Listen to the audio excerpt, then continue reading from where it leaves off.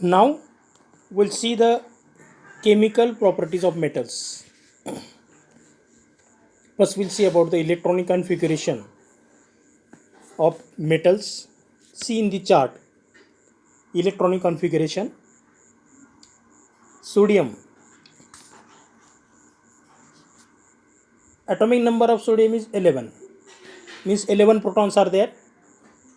Therefore its electronic configuration will be 281. First cell contain 2 electrons, then second 8 and 1 last. Magnesium, second magnesium 12 protons are there, atomic number is 12, so its electronic configuration 282. Aluminum 13 atomic number, therefore electronic configuration 283. Metals have a tendency to lose their valence electrons to form positive charge ions. Yes, metals gives electrons. Sodium means all metals, they have the tendency to lose their valence electrons. Means valence electron, in case of sodium, last cell electron 1, that is valence electrons. Magnesium 2 valence electrons, and aluminum 3 valence electrons. So that valence electrons metals give to other, means non-metals, to non-metals, and to form the bond. And when metals are giving these electrons, they form the positive charge ions. So sodium 281, sodium giving this one electron and to form Na plus ion, C, sodium ion, means stable 28. Magnesium also giving 2 electrons, so magnesium form Mg2 plus ions. Aluminum giving 3 electrons, Al3 plus, yes, positive ions. So on the basis of this, we'll study about the properties of metals. First, reaction with water. Metals combine with oxygen to form oxides. Means what is the chemical property? First, that is a reaction with oxygen. All metals react with oxygen to form metal oxides. The metal oxides are basic in nature. When metal oxides are tested with the help of litmus papers, they show the property of basic in property. That's why metal oxides are basic in nature. Metal oxides react with an acid to form salt and water. So this is the reaction. Metal oxide also react with acid to form salt and water.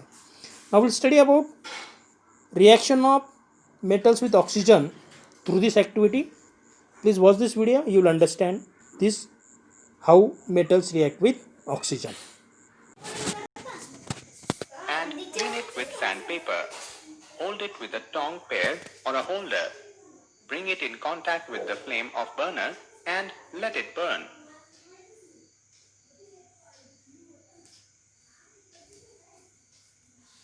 Collect the ashes formed and dissolve them into water. Test the resultant solution with both red and blue litmus paper one by one to check whether it is acidic or basic.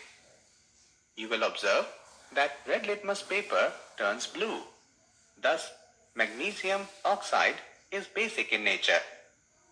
So in this activity, you will study that magnesium when reacts with oxygen to form magnesium oxide, and when magnesium oxide is mixed into water, it form magnesium hydroxide, and this magnesium hydroxide form, means magnesium oxide when reacts with water and it shows the property of basic, means metal oxides are basic in nature. Remember this.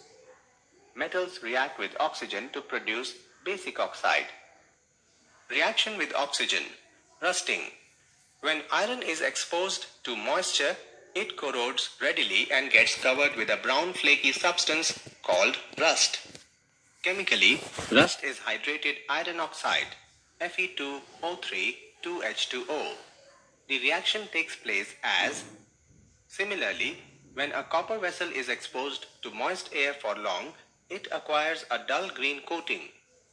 The green layer is a mixture of copper hydroxide and copper carbonate. The reaction takes place as. Nature of metal oxide. Take 1 spoonful of rust in a beaker and add some amount of water in it. You will observe that the rust remains suspended in water.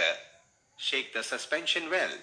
Now, test the solution with red and blue litmus paper.